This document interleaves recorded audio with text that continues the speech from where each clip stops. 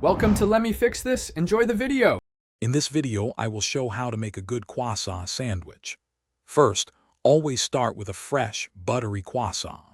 A good croissant is the foundation of an amazing sandwich, so don't compromise on quality. Gently warm it in an oven for about 2 minutes at 300 degrees Fahrenheit to enhance its flakiness and aroma. This simple step makes a huge difference in the overall experience, ensuring a delightful, warm base for your fillings.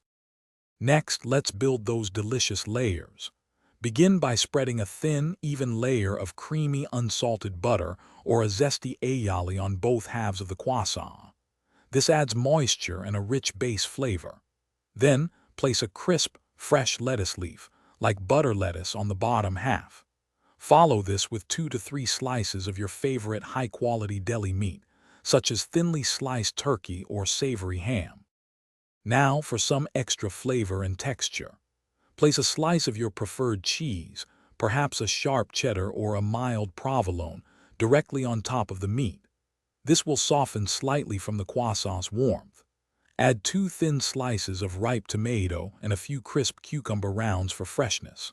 A sprinkle of fresh chives or a dash of freshly ground black pepper can elevate the taste even further, adding a gourmet touch.